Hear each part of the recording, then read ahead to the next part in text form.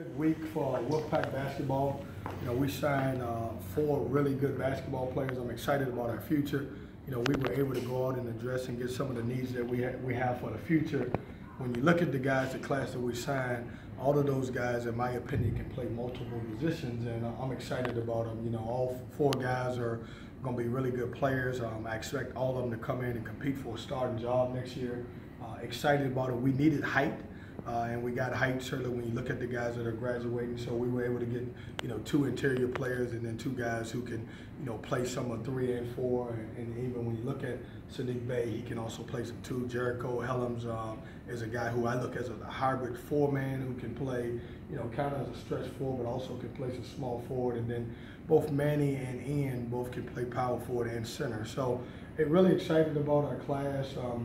Our team is excited about playing tomorrow. It's our first opportunity. It's our first game. We put in a lot of hard work.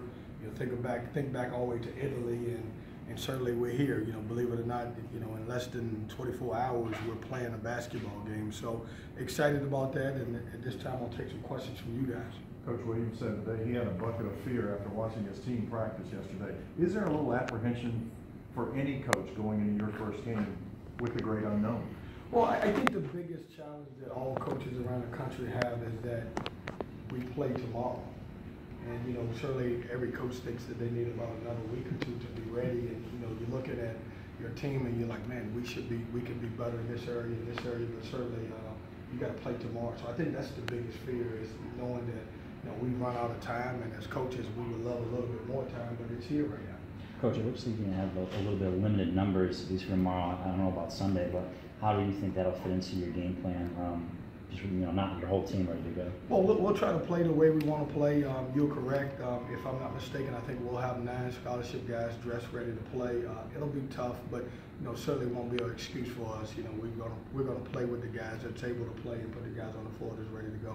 Do you have an update on Malik?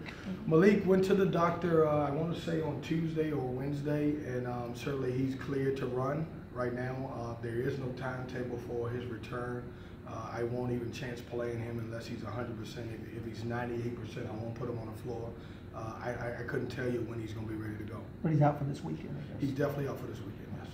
In this microwave society we live in, where everybody wants everything right now, how will it be for your fan base, for you and your players, to kind of wait and trust the process and have patience in the process?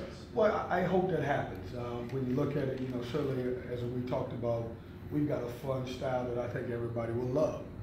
That being said, I don't have a full slate of guys to be able to play exactly the way we want to play.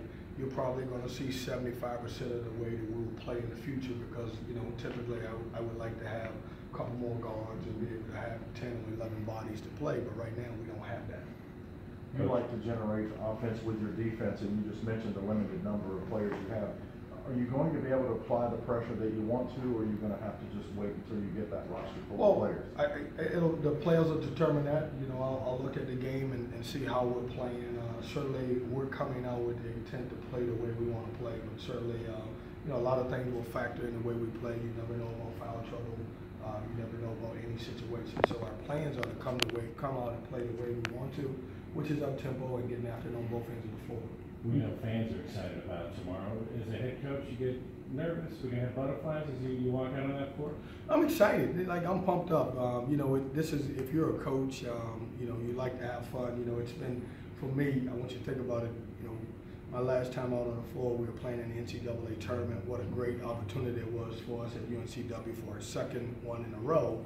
And so I'm happy to get back out there. I've got a very passionate fan base. I love the guys that I'm coaching, and I'm excited about the opportunity. What have you seen from your team since Italy that you really like? Well, I think we're starting to gel. Certainly when you take a team on a foreign trip in the summer, you're not really a basketball team. You're just a bunch of individuals. And I think that we've come together as a team. We understand each other both on the offense and defensive end. Coach, you going with the 4-guard lineup quite a bit like you did in the exhibition? Possible. I haven't determined, and I never will do this. I don't determine starters until after we get through walkthrough, because I want to make sure that everybody stays focused and not assuming that they're going to start the game. How are Sadiq and Jericho different, and how are they alike? I think they're very similar because both guys can score, and I can mix them up in different positions. You look at Sadiq; he's got a wonderful story. When he was in the 9th grade, he was more, anywhere from 5'9" to 6'1", so he developed a lot of great ball skills. I can also play him at his size as a 2 guard.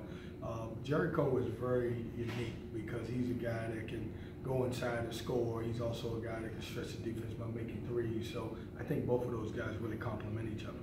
And having 2 post players when they're healthy, playing together in high school, how would that help adjust to NC State? Yeah, that'd be great. I know their high school coach, Corey Baker, will be excited when both of those guys can get on the floor together. But I think it's gonna be good. The biggest challenge I've told those guys is that they could push each other every day to become really good. And I need both of those guys to be able to walk in the door and be ready to play.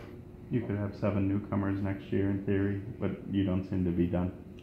Well, I want you to think about this, JC. I'm a guy who has spent a lot of years at prep school, so I'm used to having a different roster every year. So, for most coaches, that would really bother them. But if we had 6, 7, 8, 9, new guys, it wouldn't bother me at all.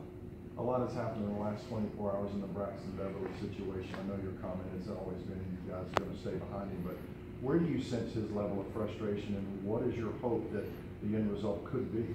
Well, I think he's not only just a little frustrated, but I think he's disappointed.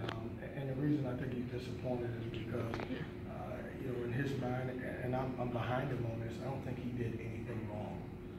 When you look at the story, it's a unique story. It's never happened before because, obviously, when Thad Matta got the vote of confidence, that triggered the young man to be able to attend summer school. And he didn't know 3 or 4 weeks later that obviously they were going to make a change. And certainly I think what I've said all along is that Braxton's getting hurt because of some decision that adults made. I think he's frustrated. I'm very hopeful. I still think there's a great opportunity that he'll have a chance to play this year. What could a lawyer achieve in the next month? Say that again? What could his lawyer achieve in the next month in theory? Well, I don't know. I just, when it comes to this situation, I hope that whoever is making the decision about Braxton Beverly really looks at it and looks at the well-being of the young man. To me, he's already made a sacrifice to go to Hargrave as a post-grad. So for most guys, that would have been their freshman year. So basically, we're making the kid sit out 2 years because he did a post-grad year. Now he would have to sit out as his freshman year. So I hope they really look at the entire situation and kind of give him a break. Do you have like a number of games in mind where it's the point of no return on it makes sense to redshirt him?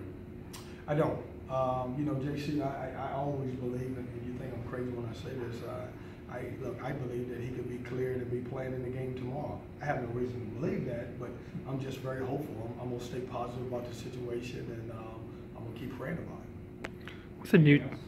With a new team, with a young team kind of gelling together, how much does it help to start with 4 games at home? I think it helps a lot, and I've said this all along. It's very helpful, but it also can hurt you a little bit too.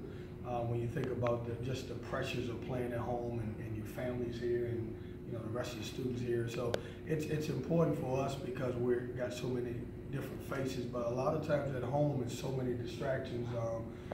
Obviously I'm coming from a program in UNCW where in the non-conference we played more road games than home games, and we were able to focus more because we could take away all the distractions. VMI's coach could really play, but do you know much about his team? He's a good coach. Danny Earl's been around for a long time. He does a great job. I expect to see some pressing, a lot of 2-2-1 back to a matchup zone. They will play some man-to-man. They do a great job of sharing the basketball. Thanks, Coach. Thanks, Coach.